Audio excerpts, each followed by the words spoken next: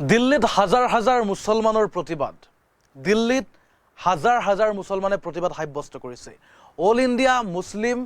personal ল বৰ্ডৰ ফালৰ পৰা প্ৰতিবাদ সাব্যস্ত কৰিছে ৱাকফ সংশোধনী বিলৰ বিৰুদ্ধে প্ৰতিবাদ সাব্যস্ত কৰিছে প্ৰতিবাদ সাব্যস্ত কৰি কৈছে ৱাকফ সংশোধনী বিল কোনোপধ্যে মানি নলও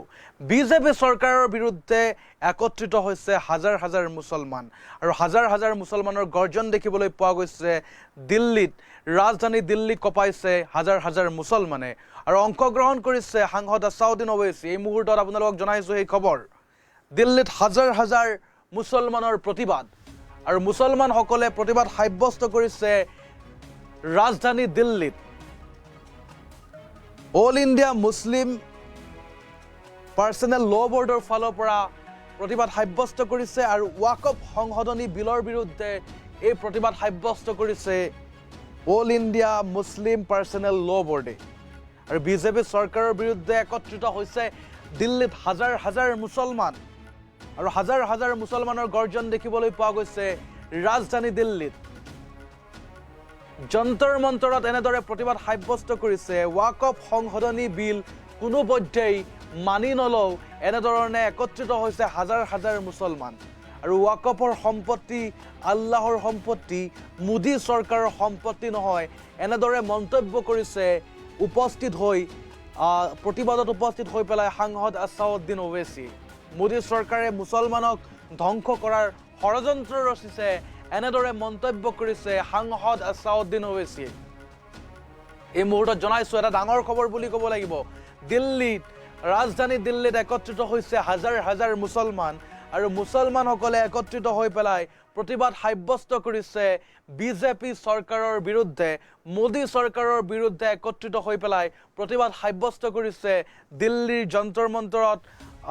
প্ৰতিবাদ সাব্যস্ত কৰিছে আৰু অল ইণ্ডিয়া মুছলিম পাৰ্চনেল ল বৰ্ডৰ ফালৰ পৰা প্ৰতিবাদ আৰু প্ৰতিবাদত এইভাবে কৰিছে ৱাকফ সংশোধনী বিলৰ বিৰুদ্ধে প্ৰতিবাদ সাব্যস্ত কৰিছে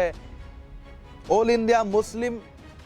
পাৰ্চনেল ল বৰ্ডে বিজেপি চৰকাৰৰ বিৰুদ্ধে একত্ৰিত হৈছে হাজাৰ হাজাৰ মুছলমান আৰু হাজাৰ হাজাৰ মুছলমানৰ গৰ্জন দেখিবলৈ পোৱা গৈছে ৰাজধানী দিল্লীত প্ৰতিবাদত অংশগ্ৰহণ কৰি সাংসদ আছাউদ্দিন ওৱেইচিয়ে মন্তব্য কৰিছে ৱাকফৰ সম্পত্তি আল্লাহৰ সম্পত্তি মোদী চৰকাৰৰ সম্পত্তি নহয় এনেধৰণে মন্তব্য আগবঢ়াইছে সাংসদ আছাউদ্দিন ওৱেইচিয়ে আৰু মোদী চৰকাৰে মুছলমানক ধ্বংস কৰাৰ ষড়যন্ত্ৰ ৰচিছে এই বুলিও মন্তব্য কৰিছে সাংসদগৰাকী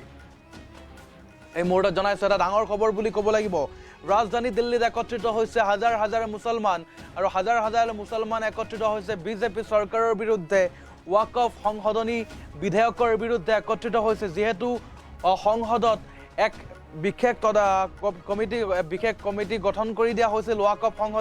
সংশোধনীৰ বাবে আৰু সেই কমিটিখনে ৰায় প্ৰদান কৰিছিল সৰ্বসন্মতিক্ৰমে এটা সিদ্ধান্ত লৈছিল যে সংসদত উত্থাপন কৰা হ'ব ৱাকফ সংশোধনী বিধেয়কখন আৰু সংসদত উত্থাপন হোৱাৰ পিছতে গৃহীত হোৱাৰ সম্ভাৱনা আছিল আৰু ৱাকফ যি সংশোধনী বিধেয়ক আছিল সেই বিধেয়কখন গৃহীত হোৱাৰ পূৰ্ণ সম্ভাৱনা আছিল আৰু সেই সম্ভাৱনাৰ সময়ছোৱাতে এক মুছলমান সমাজে এক প্ৰতিবাদ কৰা পৰিলক্ষিত হৈছে বিশেষকৈ অল ইণ্ডিয়া মুছলিম পাৰ্চনেল ল বৰ্ডৰ ফালৰ পৰা প্ৰতিবাদ সাব্যস্ত কৰিছে তেওঁলোকে প্ৰতিবাদ সাব্যস্ত কৰি দিল্লীত প্ৰতিবাদ সাব্যস্ত কৰি পেলাই এক প্ৰকাৰে তেওঁলোকে কৈছে যে কোনোপধ্যে ৱাকফ সংশোধনী